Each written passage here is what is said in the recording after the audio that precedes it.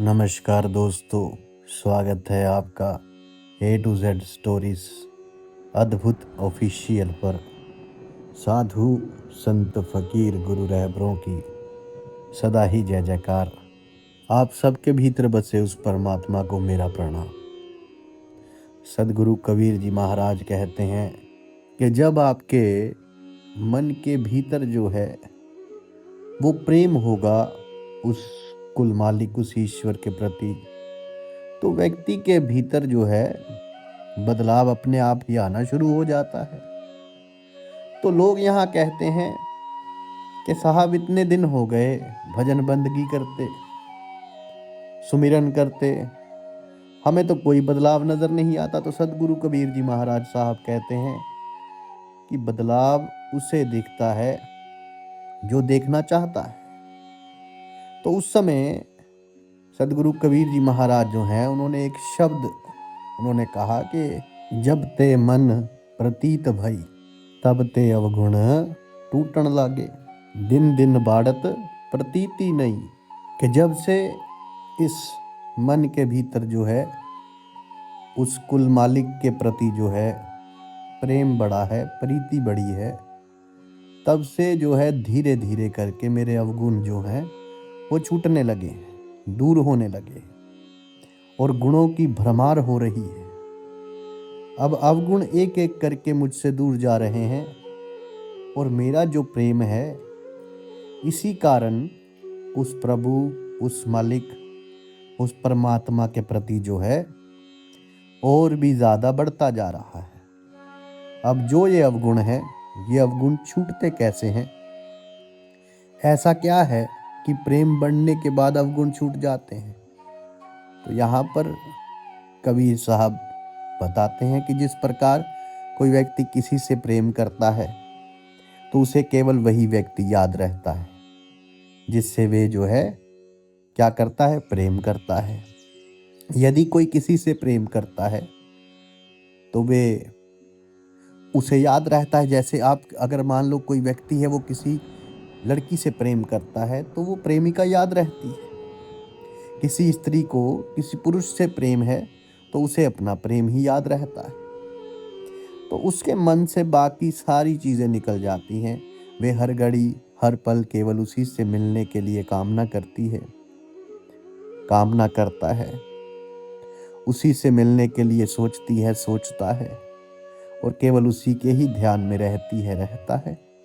तो यही चीज़ कबीर जी महाराज साहब कहते हैं कि जब वो केवल उसी को याद करती है या करता है तो बाकी सारे संसार को अपने आप ही वे भूल जाती है।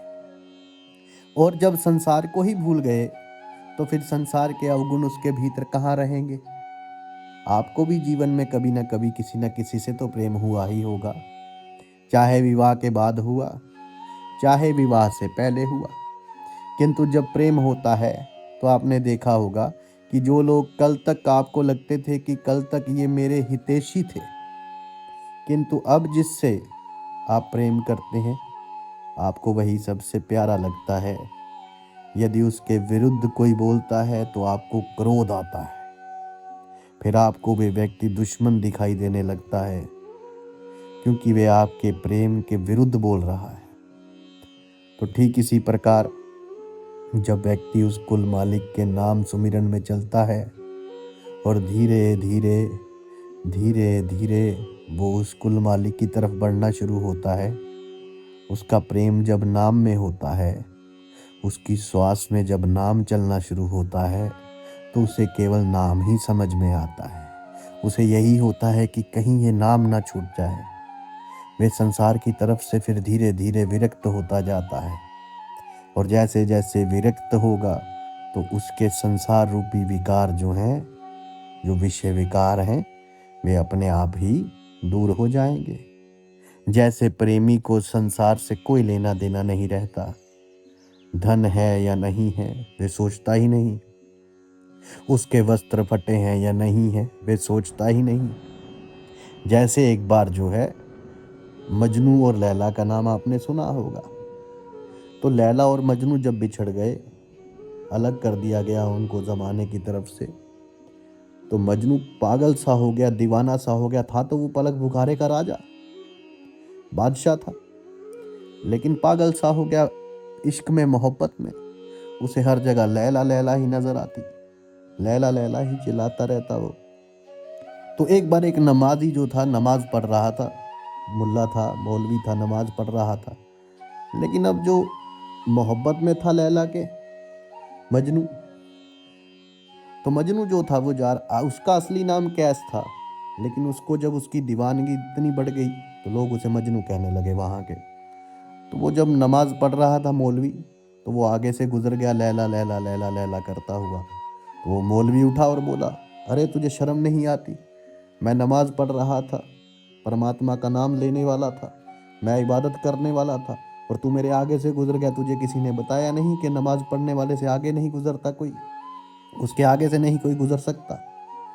तो मजनू ने कहा, भाई ठीक है, मुझे तो अपने लैला के मोहब्बत में ये याद ही नहीं रहा कि तुम क्या कर रहे हो।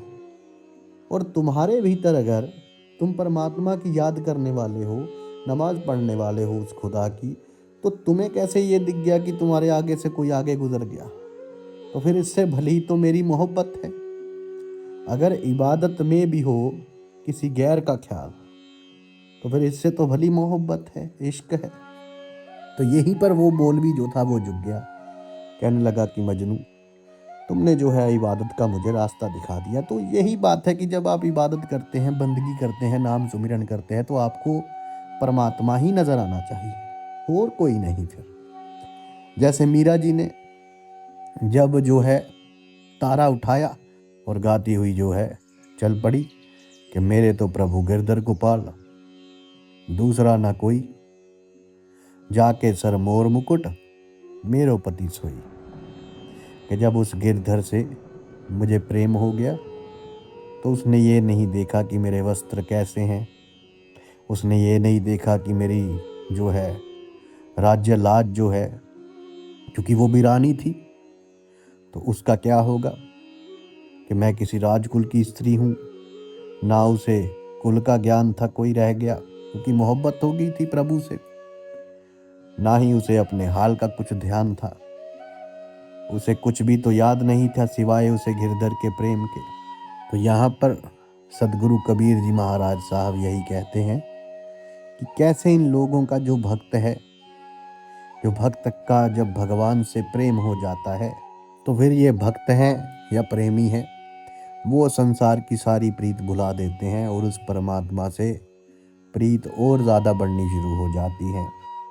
तो सदगुरु कबीर जी महाराज साहब कहते हैं कि सुरती निरती मिली ज्ञान जोहरी, निरखी परखी निज वस्तु लई, थोड़ी बनिज बहुत होवे बाड़ी, उपजन लागे लालमई। अब यहाँ पे कबीर साहब क्या कह रखे हैं कि ये जो हमारी सुरत है ना, जिसे हम लोग कहते हैं ध्यान एकाग्रता, और जो नृत्य है जो कि कहा जाता है लगाव, हमारा जैसे लगाव किसी में इस संसार में, सोते समय भी हमारा संसार में ही लगाव रहता है, इस शरीर के प्रति ही लगाव है। तो क्या कहते हैं कि जब इस सूरत और नृत्य के साथ ज्ञान जोहरी मिल जाता है, तो वे जोहरी, वे ज्ञान रूपी जोहरी इन्हें समझाता है कि सही क्या है और गलत क्या है, असली कौन सा है और नकली कौन सा है। जिसे आप हीरा समझ रहे हो वे वास्तव में हीरा ही है कि कांच है, ये जोहरी बताता है। ठीक इसी प्रकार ज्ञान बताता है कि ये सूरत जिसमें लगी हुई है वे संसार सत्य है कि मिथ्या है, और यदि सत्य है तो क्या सत्य है उसमें, और यदि मिथ्या है तो क्या, क्यों मिथ्या है और क्या मिथ्या है। और इस प्रकार से जोहरी के साथ फिर ये सूरत और नृत्य जो है ये परखती है इस जीवन को।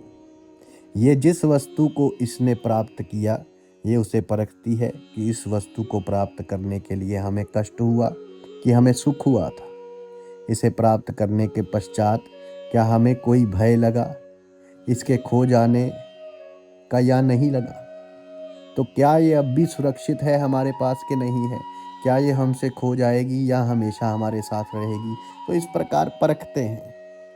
ये हमारी सूरत जो है, सुरती जिसे कहा जाता है, उसको परखती है। और ये नृत्य जो है, नृति, उसे परखती है जो वस्तु हमारे पास है।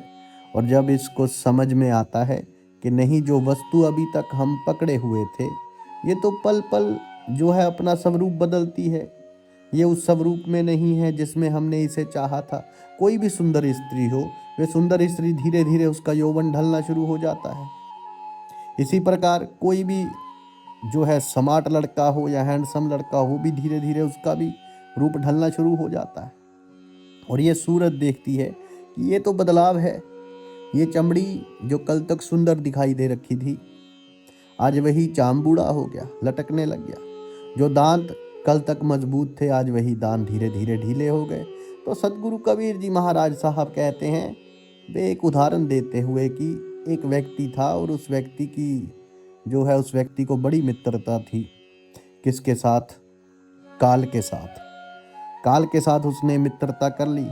मित्रता क्यों करी? क्योंकि उसे काल से बड़ा डर लगता था, वो मरना नहीं चाहता था। तो उसने अपने मित्र काल से कहा कि मित्र, तुम किसी को भी नहीं छोड़ते, तो इसी प्रकार किसी ना किसी दिन तुम मुझे भी मार डालोगे। मैं भी किसी ना किसी दिन जो है तुम्हारी जो है गाल में समा जाऊंगा। तो काल ने कहा कि ये मृत्यु लोक है, जो आया है उसे तो मरना ही है, और सृष्टि का ये शाश्वत नियम है, इसलिए मैं मजबूर हूँ। पर तुम मित्र हो मेरे, इसलिए मैं इतनी रियायत तुम्हें कर सकता हूँ और करूँगा भी कि मुझसे क्या आशा रखते हो, वे तुम मुझको बता दो। फिर कितनी रियायत कर सकता हूँ, वे मैं करूँगा। तो व्यक्ति ने कहा कि मित्र, मैं जानता हूँ इस संसार में तो अवतार भी अमर नहीं रहे, किंतु मैं बस इतना चाहता हूँ कि आप मुझे अपने लोक ले जाने से, आने से कुछ जो है, जब आप मुझे अपने साथ लेके जाओगे तो उससे कुछ दिन पहले मुझे एक पत्र अवश्य लिख देना, ताकि मैं अपने बाल बच्चों को कारोबार की सारी जो है बातें अच्छी तरीके से बता दूं और स्वयं भी उस परमात्मा के भजन में लग जाऊं, ताकि जब तुम मुझे लेकर जाओ तो मैं भगवत धाम को ही प्राप्त करूं। तो काल ने बड़े प्रेम से कहा कि ये कौन सी बड़ी बात है, मैं एक नहीं, दो नहीं, तीन नहीं, तुम्हें 4-4 पत्र लिख दूंगा। तुम मित्र हो मेरे, मैं अवश्य भेजूंगा, तुम चिंता मत करो। अब चारों पत्रों के बीच ऐसा नहीं है कि समय 1 या 2 दिन का ही रहेगा, मैं समय भी तुम्हें अच्छा खासा दूंगा। तुम सचेत होकर अपना सारा काम निपटा लेना, तब मैं आऊँगा तुम्हें लेने के लिए। तो जो मनुष्य था वह बड़ा प्रसन्न हुआ, सोचने लगा कि आज मेरे मन का जो काल का भय था, मेरे मन से वे भय निकल गया। अब मैं जाने से पहले अपने सारे कार्यों को पूर्ण करके आऊँगा, तो देवता भी मेरा सम्मान करेंगे कि वाह, ये कैसा व्यक्ति है जो आया है, तो अपने सारे कार्य पूर्ण करके आया है। अन्यथा इस संसार से जो भी जाते हैं, उनकी कामनाएं, उनकी इच्छाएं, उनके कार्य अधूरे ही रह जाते हैं। तो वो बड़ा खुश हुआ। धीरे धीरे दिन बीतते गए और आखिर में मृत्यु की घड़ी भी आ गई। और जब मृत्यु की घड़ी आई तो काल अपने दूतों के साथ पहुंच गया उसके समीप और आकर बोला कि मित्र, तुम्हारा समय पूरा हो गया, अब चलो मेरे साथ। मैं सत्यता और दृढ़ता पूर्वक अपने मालिक की आज्ञा का पालन करते हुए तुम्हें लेने के लिए आया हूँ। तो मित्र ने कहा कि अरे, तुमने तो मुझे कुछ बताया भी नहीं, एकदम से लेने आ गए, थोड़ा सा समय तो दो। काल ने कहा, नहीं, एक श्वास लेने का भी तुम्हें अवसर नहीं मिलेगा, एक श्वास भी नहीं। तो मृत्यु जो मनुष्य था, क्योंकि मृत्यु आ गई, अब मृत्यु लेकर चलेगी, तब जब मृत्यु आएगी तो एक श्वास भी नहीं मिलेगा। तो जो मनुष्य था उसके माथे पर एकदम बल पड़ गए, उसकी जो जिसे भ्रिकुटियाएं कहती हैं, जिसे हम परवट्टे कह देते हैं, वो तन गई और गुस्से में कहने लगा, धिक्कार है तुम्हारे जैसे मित्रों पर, मेरे साथ विश्वासघात करते हुए तुम्हें लज्जा नहीं आई। तुमने मुझे वचन दिया था कि लेने आने से पहले मैं पत्र लिखूंगा, किंतु तुमने कुछ नहीं लिखा। मुझे बड़ा दुख है कि तुम बिना किसी सूचना के अचानक अपने यमदूतों को लेकर मेरे सिर पर चढ़ाई करके आ गए हो। मित्रता तो दूर रही, तुमने तो अपने वचनों को भी नहीं निभाया। मैं कैसे तुम्हें अपना मित्र कहूं। तो काल हंसा और बोला कि मित्र, इतना तो झूठ मत बोलो, मेरे सामने ही तुम मुझे झूठा साबित कर रहे हो। मैंने आपको एक नहीं चार चार पत्र भेजे, किंतु आपने एक भी उत्तर नहीं दिया। वे व्यक्ति पूछता है चौंक कर कि पत्र? कौन से पत्र? क्या प्रमाण है कि तुमने मुझे पत्र भेजे? मैंने तो कोई ऐसा पत्र नहीं देखा। मुझे अगर पत्र प्राप्त होते तो मैं उनका अवश्य जवाब देता, कि लेटर कोई भेजता तो मैं अवश्य उसका जवाब देता। और यदि पत्र भेजे हैं तो दिखाओ, रसीद दिखाओ, प्रमाण दिखाओ। तो काल ने कहा, मित्र घबराओ नहीं, मेरे चारों पत्र इस समय आपके पास मौजूद हैं। मेरा पहला पत्र आपके सिर पर चढ़कर बोला, आपके काले सुंदर बालों को पकड़कर उन्हें सफेद कर दिया गया, और ये भी कहा कि सावधान हो जाओ, जो करना है कर लो, बाल सफेद हो रहे हैं, समय नजदीक आ रहा है। नाम बढ़ाई, धन संग्रह के झंझटों को छोड़कर भजन में लग जाओ। पर मेरे पत्र का आपके ऊपर कोई असर नहीं हुआ, जरा भी असर नहीं हुआ। तुमने बनावटी रंग लगाकर अपने बालों को फिर से काला कर लिया और फिर से जवान बनने के सपने में खो गए। और काल ने कहा, आज तक मेरा वो पत्र जिसमें सफेद बाल थे, वे तुम्हारे इस सिर के ऊपर रखे हुए हैं। अर्थात जो मेरे पत्र के अक्षर हैं, वे तुम्हारे सफेद बालों के रूप में तुम्हारे सिर पर रखे हुए हैं। अब बताओ, क्या ये नहीं था? कुछ दिन के बाद मैंने दूसरा पत्र आपके नेत्रों के प्रति भेजा। नेत्रों की ज्योति धीरे धीरे कम होने लगी, फिर भी आंखों पर मोटे मोटे शीशे चढ़ाकर और आप जगत को देखने का प्रयत्न करने लगे।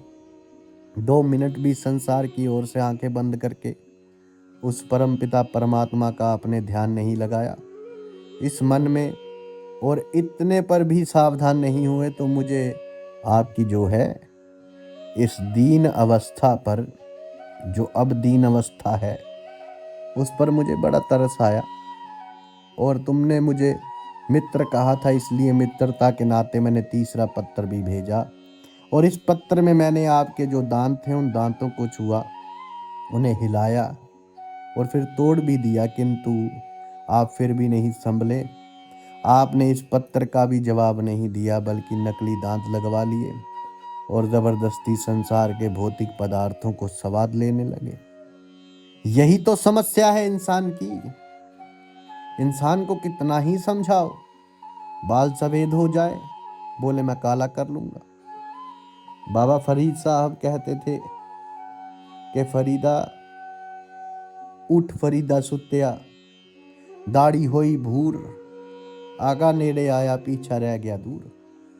तो बाबा फरीद साहब बंदगी में लगे, उन्होंने देखा कि मेरे बाल अब जो है सफ़ेद हो रहे हैं, तो उन्होंने क्या, अब आगा नेड़े आ गया है। अब ये फकीर लोग, साधु लोग, संत लोग ये तो जान गए कि अब वक्त आ गया है, तो उन्होंने रब रब किया, प्रभु का नाम लिया। तो अब यहाँ पर देखिए, जिनके बाल वो डाई करवा रहे हैं, तो इंसान को कितना ही समझाओ, बाल सफ़ेद हो जाए, बोले मैं काला करूँगा, आंखों से दिखना रह जाए, बोले चश्मा लगवा लूँगा, दांत गिर जाए, बोले हम बत्ती लगवा लेंगे। किंतु ये इंसान मानता नहीं है, और फिर आती है मृत्यु। फिर सब कुछ छोड़कर चले जाते हैं। तो काल कहता है कि आपने मेरे इस पत्र का भी जवाब नहीं दिया।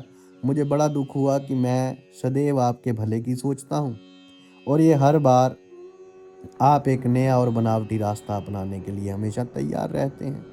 फिर अंतिम पत्र के रूप में मैंने आपके शरीर को रोग, कलेश, पीड़ाओं, इन सब से भर दिया, आपके जीवन को। ये मेरा अंतिम पत्र था, किंतु आपने अपने अहंकार के कारण सब कुछ अनसुना कर दिया। तो जब मनुष्य ने काल के भेजे हुए पत्रों को समझा, तो वे कूट कूट कर रोने लगा और अपने विपरीत कर्मों पर पश्चाताप करने लगा कि उसने स्वीकार किया कि हाँ मित्र, तुमने पत्र भेजे, लेकिन मैंने गफलत में तुम्हारी उस चेतावनी भरे इन पत्रों को नहीं पढ़ा, इनकी तरफ ध्यान नहीं दिया। मैं सदा ही ये सोचता रहा कि कल से भगवान का भजन कर लूँगा, अपनी जो कमाई थी वे अच्छे शुभ कार्यों में लगाऊंगा, किंतु वे कल कभी आया ही नहीं। मैंने सोचा था कि अपने जो बच्चे हैं उनको सब कुछ बताकर और स्वयं जो है परमात्मा की भक्ति में लगूंगा, उनको कार्य पे लगाऊंगा, लेकिन अब तक मैं कार्यों में ही रहा। तो विपरीत कर्मों पर पश्चाताप करने लगा वो। तो अपनी जो कमाई थी वो भी सोच रहा था कि अच्छे शुभ कार्यों में लगाऊंगा कल से, अब यहाँ पर सदगुरु कबीर जी महाराज साहब कहते हैं, अच्छे दिन पाछे गए, अच्छे दिन पाछे गए, हरि से किया ना हेत, अब पछतावा क्या करे जब चिड़िया चुग गई खेत। कि जो आपके अच्छे दिन हैं वे तो पीछे चले गए, उसकी तरफ तो व्यक्ति ध्यान ही नहीं देता। जब जवानी होती है व्यक्ति सब कुछ कर सकता है, लेकिन व्यक्ति उसकी तरफ ध्यान नहीं देता कि मैं परमात्मा को याद भी कर लूं, अपने श्वास श्वास उसके नाम भी लगा दूं, सुमिरन भी कर लूं, कि मैं बुढ़ापे में करूंगा जो जवानी, जो जीवन उस परमात्मा ने दिया, उस जीवन को, जो जवानी है, जो कीमती समय है, वे सारा कीमती समय वो इस संसार को बांट देते हैं। और जो कंकर पत्थर रूपी जो बुढ़ापा रह जाता है, जब इंद्रियां शिथिल हो जाती हैं, शरीर जवाब दे जाता है, जीभ तुतलाने लगती है, व्यक्ति कुछ भी नहीं ढंग से कर पाता, पराधीन हो जाता है, रोग उसे घेर लेते हैं, तब वे भजन कैसे करेगा आप बताइए भगवान का, जरा सोचिए। तो यहाँ पर सदगुरु कबीर जी महाराज साहब कहते हैं कि देखो भाई, काल ने भी यही उसको समझाया कि आज तक तुमने जो कुछ भी किया, राग रंग स्वार्थ भोग, इन सब के लिए किया तुमने, जानबूझकर तुम्हें भी पता है कि सही क्या है और गलत क्या है, सत्य क्या है और असत्य क्या है। वे विवेक तुम्हारे भीतर भी है, किंतु जानबूझकर तुमने ईश्वर के नियमों को तोड़कर काम किए। कभी किसी के लिए ईश्वर जो है तुम्हारे हर एक कार्य के लिए पहले ही वो प्रबंध कर देता है, लेकिन व्यक्ति अपने लालच की वजह से वो प्रबंध को जो है उसका नुकसान करता है, उस प्रबंध को जो है उखेड़ फेंकता है, और ये अपराध अक्षम्य है। इस बात को आप याद रखिए, इसके लिए कोई क्षमा नहीं है, ये आपको भुगतना ही पड़ेगा, क्योंकि आपने उसकी व्यवस्था को भी उजाड़ दिया और जिसके लिए की गई थी उसको भी आपने जो है तितर बितर कर दिया। तो ईश्वर तो आपके लिए पहले ही व्यवस्था करके रखता है, लेकिन इंसान का जो है लालच जो है वही उसे मारता है। इस बात को आप याद रखिएगा। तो इसके लिए क्षमा नहीं है। मनुष्य को जब अपनी बातों से काम बनता नजर नहीं आता तो वे क्या करता है, वे धन का लोभ देता है। तो इस व्यक्ति ने भी काल को करोड़ों की संपत्ति के धन का लोभ दिया, किंतु काल ने हंसकर कहा, मित्र ये मेरे लिए धूल से अधिक और कुछ भी नहीं। धन दौलत शोहरत सत्ता ये सब लोभ संसारी लोगों को वश में कर सकता है, मुझे वश में नहीं कर सकता। तो सदगुरु कबीर जी महाराज साहब कहते हैं, सो धन संचिए जो आगे को हुए, शीछ चढ़ाए गाठरी ले जात ना देखा कोई। कि अगर धन जोड़ना है, धन का संचय करना है, कमाना है, तो वे भी धन कमाओ, उस धन का संग्रह करो जो आगे की यात्रा में तुम्हारे लिए सफल होगा, सुगम होगा, जो तुम्हारे लिए लाभकारी होगा। क्योंकि इस संसार से हमने आज तक किसी को अपने साथ जो है धन की गठरी लाद कर इस संसार से जाते हुए तो नहीं देखा, हमने तो नहीं देखा। आपने देखा होगा तो कह नहीं सकते। तो वे सारा धन तो यहीं छोड़ जाता है। जिन लोगों के लिए वे कमाता है वे लोग यहीं रह जाते हैं। जिस चीज के लिए वे मरता रहता है, जिस चीज को पहले ही जिसकी जरूरत थी उसको देना चाहिए था, तुम्हारे जाने के बाद भी तो उसी को ही मिलेगा ना। तुम्हारे जाने के बाद भी तो उसी को मिलेगा जिसको आवश्यकता है। लेकिन तब वो तुम्हें उतना ना तो प्रेम कर सकता है, ना तुम्हें याद करेगा उस हिसाब से कि हाँ जीवित जीवित तुमने अपने कार्यों को कर दिया। तो क्यों नहीं देते जिसको आज आवश्यकता है? और क्यों तुम भगवान का आज मगन नहीं करते? जब उम्र जो है 65-70 से ऊपर होने लगे, 65 साल से ऊपर होने लगे, तो परमात्मा का भजन जो है वे आवश्यक हो जाता है, वे आप करिए। वैसे तो जवानी जो है वो सबसे बेहतर है। जवानी का किया पाठ जो है कहते हैं तो वो बहुत ज़्यादा प्रेम होता है उस प्रभु में, क्योंकि जिस वक्त लोग संसार के दुनिया में लगे होते हैं उस वक्त अगर आप प्रेम उस प्रभु से कर लें तो बात ही कुछ अलग हो जाती है। और जिस अवस्था की मैं बात कर रहा हूँ वो अवस्था पहले ही उसने की होती है, लेकिन आप ही को नज़र नहीं आती। आप देखिए। और बुढ़ापा जो है सबसे ज़्यादा अहंकारमय हो जाता है, उसको लगता है कि मुझे सब कुछ पता है। तो इसलिए उस बुढ़ापे को जो है, जवानी तो लगा दी, अब बुढ़ापा तो कम से कम लगा दो। अगर वो भी नहीं लगा सकते तो फिर ठीक है, काल खड़ा है, ले जाएगा। तो जिस चीज़ के लिए वह मरता रहता है, वे चीज़ें भी यहीं रह जाती हैं, वे धन भी यहीं रह जाता है, जिसके लिए उसने अपना सारा जीवन बर्बाद कर दिया। मनुष्य पूछता है, क्या कोई ऐसी वस्तु नहीं जो तुम्हें प्रिय हो? काल को, जिससे तुम्हें लुभाया जा सके, ऐसा कैसे हो सकता है? तो काल ने कहा कि यदि तुम मुझे लुभाना ही चाहते थे तो सच्चाई, शुभ कर्मों का धन, उसका संग्रह करते, नाम का सुमिरन करते, क्योंकि नाम जिसके पास है उसको तो मैं भी हाथ नहीं लगा सकता। ये ऐसा धन है जिसके आगे मैं विवश हो जाता हूँ, अपने निर्णय पर पुनर्विचार करने को बाध्य हो सकता हूँ। पर तुम्हारे पास तो ये धन ढेले भर का भी नहीं है। तुम्हारे ये सारे रुपए, पैसे, जमीन, जायदाद, ये तो तुमने लालच इतना किया कि अपनों को तुमने रुला दिया। अपना तो कोई नहीं, लेकिन जहां तुम इस माया में आए, इस माया में कुछ सगे संबंधी जो तुम्हारे घर पे ही जन्म लिए, उनसे तुम्हें जोड़ा गया, और जो जन्म लिए उनको तुमसे जोड़ा गया, और तुमको उनसे जोड़ा गया। लेकिन तुम लगे रहे अपने लालच में। मेरे पैसे हैं, मेरी जमीन है, मेरी जायदाद है, तिजोरी में जमा धन संपत्ति, ये सब अब यहीं छूट जाएगा। जिनके लिए लड़ते रहे अपने बच्चों से, बच्चे तुमसे, तो मेरे साथ तो तुम भी उसी प्रकार निर्वस्त्र जाओगे जैसे तुम निर्वस्त्र इस संसार में आए थे। तो अपनी तुमने तब तो जिम्मेवारियां निभाई नहीं, अब काहे का रोना? तो मनुष्य ने जब काल की ये बात सुनी तो वे रोने लगा। सभी संबंधियों को पुकारा, सभी संबंधी आते हैं, उसको पकड़ लेते हैं। बोले, क्या हुआ, क्यों चिल्ला रहे हो? वो कहता है, मेरी मृत्यु का समय आ गया, मुझे अब जाना है। वो सभी कहते हैं, नहीं, चिंता मत करो, कुछ नहीं होगा, हम तुम्हें कुछ नहीं होने देंगे, हम तुम्हारा इलाज करवाएंगे। लेकिन जो काल है, काल उसे ले जाता है। तो सदगुरु कबीर जी महाराज साहब कहते हैं, आस पास जोधा खड़े, सभी बजावे घाल, बीच महल से ले गया ऐसा काल कराल। ये तो एक सामान्य मनुष्य की बात है। सिकंदर, जिसने इस संसार आदि दुनिया को जीत लिया, वो सिकंदर भी इस संसार से खाली हाथ गया। उसके पास पास योद्धा थे, इतने वेद थे, चिकित्सक थे, लेकिन कोई उसे नहीं बचा पाया। वे बीच महल से उठे, वो जो आया और उठा कर ले गया। तो कबीर साहब महाराज सरकार कहते हैं कि ये काल ये बड़ी गहरी बात बताता है। एक ही सत्य है जो अटल है, और वे ये है कि एक दिन हमें मरना है। जीना झूठ और मरना सत्य है। हम जीवन में कितनी दौलत जमा करेंगे, कितनी शोहरत पाएंगे, कैसी संतान होगी, कैसे आप स्वयं बनेंगे, ये सब अनिश्चित होता है, समय के गर्भ में छुपा होता है।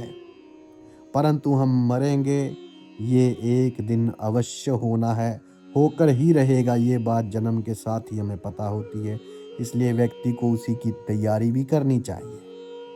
लेकिन हम जीने की तैयारी करते हैं, जबकि तैयारी करनी थी मरने की।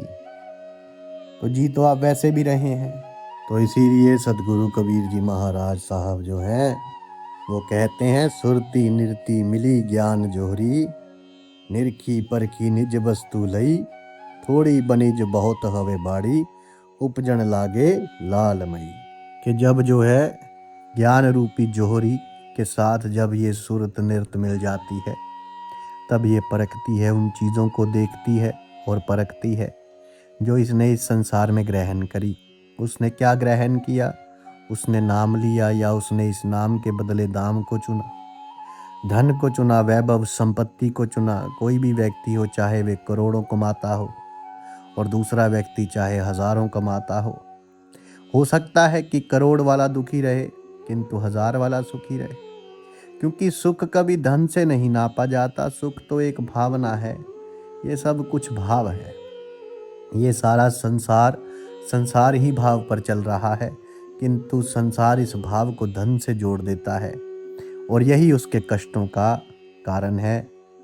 इसीलिए सदगुरु कबीर जी महाराज साहब कहते हैं कि मैंने जो सौदा किया है, वे सौदा मैंने धन का नहीं किया, मैंने इस दाम का सौदा नहीं, मैंने नाम का सौदा किया है, अपनी श्वासों का सौदा किया है इस नाम के लिए। इसीलिए वे कहते हैं, कहा है ना कि थोड़ी बनीज बहुत हवे बाड़ी, उपजन लागे लालमयी। तो यहाँ पर सदगुरु कबीर जी महाराज साहब कहते हैं, लेकिन ये थोड़ा सा ही सौदा धीरे धीरे बढ़ता ही चला गया। मैंने केवल नाम लिया, किस चीज़ के बदले? अपनी श्वासों के बदले। और बदले में मुझे गुरुदेव ने इस नाम के माध्यम से उस परमात्मा के साथ एक कर दिया। कहाँ तो एक नाम ले रहा था और कहाँ पूरा का पूरा परमात्मा ही मेरे साथ एक हो गया है और मैं उसके भीतर समा गया हूँ। तो इसी प्रकार मेरी जो मेरा व्यापार था, जो थोड़ी सी मैंने कमाई करी, ये दिन प्रतिदिन बढ़ती चली गई और उपजन लागे लालमयी। और धीरे धीरे ये लाल रतन पैदा होते चले गए। कौन से रतन थे ये रतन थे दया, क्षमा, परोपकार, शील, संतोष, विवेक। ये सारे जो हैं ये बढ़ना शुरू हो गए। धैर्य बढ़ा, सहज बढ़ा, प्रेम बढ़ा, सब्र बढ़ा। और जब प्रेम बढ़ा तो उसके बाद धीरे धीरे वे परमात्मा स्वयं ही मेरे साथ एक हो गया और मुझे अपने साथ एक कर लिया। तो यहाँ पर सतगुरु कबीर जी महाराज साहब कहते हैं कि देखो, जो मैंने किया वो आप भी करो, क्योंकि जो मेरे लिए सुगम है वे आपके लिए भी है। अगम निगम तू खोज निरंतर, सत्य नाम गुरु मूल दई। कहे कबीर साध की संगत होती, विकार सो छूट गई। कि जो अगम निगम, जो अगम से भी अगम है, जो निगम है जिसे कोई ढूंढ नहीं सकता, जहाँ जाया नहीं जा सकता, बोले उसको निरंतर खोजो। और उसको खोजने का रास्ता आपको गुरु देंगे, मुर्शद देंगे सत्य नाम के द्वारा। वे जो सत्य नाम है वही मूल है। आपकी इस भक्ति का वही से मुक्ति शुरू होती है। और उसी मूल से जब आप निज स्वरूप को जानोगे, वे आपके मध्य है और अंत है। जब उस परमात्मा के साथ आप एक हो जाओगे, बहुत से लोग अलग अलग चीज़ों को सोचते हैं, सत्य नाम कुछ और है, कोई कुछ सत्य नाम मानता है, कोई कुछ सोचता है कि सत्य नाम कहाँ है। तो केवल सतनाम इस प्रकार से जपना है नहीं, ये गुरु के द्वारा दिया गया वे नाम है जिसके पीछे भाव छुपा होता है। ये वे नाम है जो वास्तव में उस परमात्मा तक पहुंचाता है। केवल सतनाम बोलना, ये तो केवल आप शब्दों का उच्चारण कर रहे हैं। ये नाम वास्तव में अजपा है। अजपा नाम जो है ये गुरु देते हैं, मुर्शद देते हैं। और धीरे धीरे इस अजपा से ही आप उस परमात्मा तक, उस तक पहुंचते हैं। क्योंकि जिस प्रकार एक पुस्तक है ना, मान लीजिए एक पुस्तक है और वे पुस्तक परमात्मा तक नहीं पहुंचाती, किंतु पुस्तक वे जो है उस तक जाने का मार्ग बताती है। लेकिन जो नाम है, नाम उस परमात्मा तक पहुंचा देता है। तो सदगुरु कबीर जी महाराज साहब कहते हैं कि उसके लिए साधु की संगत करो, साधु की संगत करो। कहे कबीर साधु की संगत होती, विकार सो छूट गई। कि गुरु के द्वारा सत्य नाम प्राप्त करने के लिए आपको सबसे पहले साधु की संगत करनी होगी। साधु कौन है? साधु वे है जो अपने मन को साधे हुए है। जिसने अपने मन को साध लिया वही साधु है, वही संत है। उनकी संगत करो, क्योंकि जो अपने मन पर वश जो है, जिन्होंने अपने मन पर वश किया हुआ है, अपने मन को, जिसने अपने मन को साधा हुआ है, वे आपको वास्तव में सही रास्ता बताएंगे। वे जीवन जीने का सही तरीका बताएंगे। और जब आप जीवन को सही तरीके से जिएंगे तो धीरे धीरे आपका मन जो है वे निर्मल होता चला जाएगा। और जो आपके भीतर के जो विकार थे, वो विकार धीरे धीरे छूटते चले जाएंगे। और जैसे ही छूटेंगे तो आपका मन हो जाता है निर्मल। और जिसका मन निर्मल हो गया उसके लिए सदगुरु कबीर जी महाराज साहब क्या कहते हैं? कबीर मन निर्मल भया जैसे गंगा नीर, पाछे पाछे हरि फिरे कहत कबीर कबीर। कि जिस प्रकार व्यक्ति का मन निर्मल हो जाता है गंगा की तरह, जो व्यक्ति पवित्र हो जाता है उसके पीछे तो स्वयं परमात्मा भी उसका नाम लेते लेते उसके पीछे पीछे चलते हैं कि कहीं मेरे दास को, मेरे भक्त को कोई कष्ट ना हो जाए। एक व्यक्ति था जो कि रोजाना समुद्र के किनारे टहलने जाता था। एक दिन उसने देखा कि मेरे पद चिन्हों के साथ साथ किसी और के पद चिन्ह भी साथ में चल रहे हैं। बड़ा धनी सेठ था। उसने पूछा कि भाई कौन है जो दिखाई नहीं देते, लेकिन मेरे साथ साथ आपके पद चिन्ह बनते जा रहे हैं? तो उसे आवाज़ आई कि मैं वही ईश्वर हूँ जिसको तुम ध्यान में रखते हो, जिसका तुम नाम सुमिरन करते हो। तो व्यक्ति बड़ा प्रसन्न हुआ। उसने सोचा कि चलो अच्छी बात है, परमात्मा मुझ पर इतने प्रसन्न हैं, मेरे जो कर्म हैं वे कर्म इसका मतलब उत्तम है और सही दिशा में चल रहा हूँ। कुछ दिन के बाद उसका घाटा होता है, नुकसान हो जाता है व्यवसाय में, और वे धीरे धीरे कंगाल हो जाता है। जब कंगाल हो जाता है तो उसके जो पति पत्नी, जो उसकी पत्नी थी, पति वो था तो पत्नी थी, बच्चे थे, सगे संबंधी उससे मुंह मोड़ लेते हैं। पत्नी मायके चली जाती है, बच्चे भी उसे दुत्कार के चले जाते हैं कि आपने सबने सबने जो है आप सब कुछ डूब गया है, आपने डुबा दिया है, आपके भीतर कोई दिमाग नहीं है, और ऊट पटांग बोल के सब चले जाते हैं। बेचारा दुखी होकर समुद्र के किनारे टहलने जाता है। जब टहलने जाता है तो धीरे धीरे देखता है कि जो दो पद चिन्ह उसके साथ साथ चल रहे थे, अचानक वे पद चिन्ह गायब हो जाते हैं। तो बड़ा दुखी होता है और दुखी होकर कहता है कि वाह प्रभु, क्या लीला है तेरी। अरे ये संसार था, इस संसार को तो मैं समझ गया कि ये संसार स्वार्थी है, इसने मेरा साथ छोड़ दिया, लेकिन मैं तेरा हर रोज सुमिरन करता हूँ, और आज जब विपदा आई तो तुम भी साथ छोड़कर चले गए। तो कुछ दिन के बाद उसका वही व्यवसाय जो डूब गया था, धीरे धीरे वो फिर से उभरना शुरू होता है।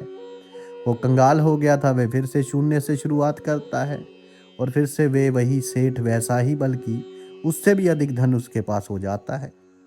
फिर उसके सारे जो बीवी बच्चे रिश्तेदार सब उसके पास भागे भागे आते थे, बोले हमें पता था कि तू एक दिन कुछ ना कुछ जरूर करेगा। यही बीच में उतार चढ़ाव तो चलता रहता है, लेकिन हम जानते थे कि तू जरूर कुछ करेगा। लेकिन उसने संसार के लोगों को जो असली चरित्र है वो देख लिया था, इसलिए वह उनकी बातों में नहीं आया। वे वापिस आता है और शाम की तरह जो है, रोज की तरह शाम को टहलने निकलता है समुद्र के किनारे।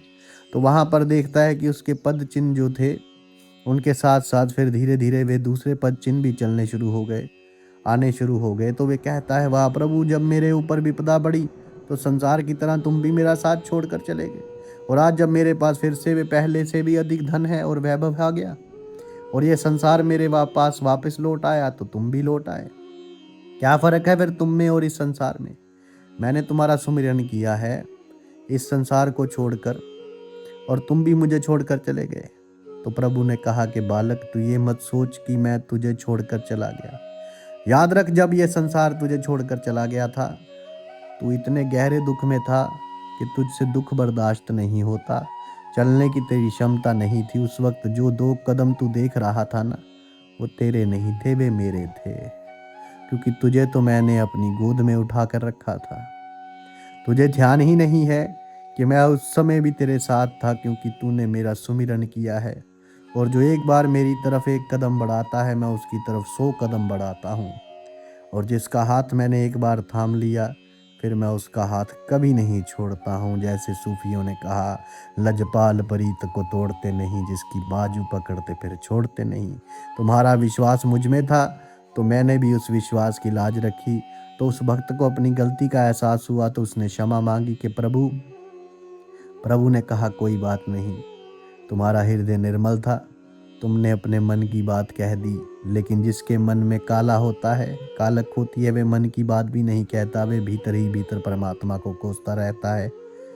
तो सदगुरु कबीर जी महाराज साहब यही कहते हैं कि जब साध की संगत में बैठते हो और गुरुदेव नाम देते हैं, मुर्शद आपको रास्ता दिखाते हैं, तो मन के जितने विकार होते हैं वे दूर हो जाते हैं और मन निर्मल हो जाता है। और जब मन निर्मल हो गया तो स्वयं परमात्मा जो है आपके पीछे पीछे चलते चलते आपका नाम पुकारते हैं। जिस प्रकार अभी ये आपको एक घटना सुनाई, तो इसी प्रकार आप भी परमात्मा का नाम सुमिरन कीजिए, और इस संसार के इस भ्रम जाल को सत्य मत समझिए। आज नहीं तो कल ये नष्ट होना ही होना है। तो उस परमात्मा वे कुल मालिक जो आपका इंतज़ार कर रहा है कि कब आप उसकी तरफ 1 कदम बढ़ाओ, तो वे आपकी तरफ 100 कदम बढ़ाने को तैयार है। आप अपना हाथ उठाओ तो सही, फिर वे आपका हाथ पकड़ लेगा। उसके बाद ये संसार आपको बेशक खींचता रहे, नीचे टांग आपकी खींचता रहे, किंतु वे नहीं छोड़ेगा आपको।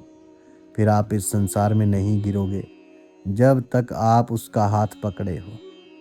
आप इस संसार में नहीं गिरोगे, किंतु यदि आप ही उसे छोड़ दोगे तो वे भी बेचारा क्या करेगा। इसलिए कोई भी इस प्रकार का गलती ना करें आप लोगों को नामदान के नियम बताए गए हैं, किस प्रकार से नाम जो है आपके भीतर चलना चाहिए, कहाँ से लेना चाहिए, उसके पीछे का भाव क्या है, उसको जाप करने की सही विधि। नाम के एक नहीं, दो नहीं, तीन तीन भेद होते हैं। उन तीनों भेदों को प्राप्त किए बिना मुक्ति नहीं होती। जब तक उन भेदों को प्राप्त नहीं करेंगे तब तक कल्याण नहीं होता। संसार में ही व्यक्ति फंसा रह जाता है, क्योंकि जो नाम है लोग उसे जाप करते हैं। वे तो केवल शब्द है, उस शब्द के लोग आगे जो है उसकी जो शक्ति है, उस शक्ति को भी तो प्राप्त करना होता है। और वे शक्ति आपको उस नाम से, उस परमात्मा के प्रेम से ही प्राप्त होगी, और उस शक्ति की चाह बिना किए ही वो प्राप्त होगी। क्योंकि वो तो एक जैसे ही नाम होता है ना, रास्ते में आता वो है। वहाँ पर ठहरना नहीं है और ऊपर जाना है और परमात्मा से एक हो जाना है।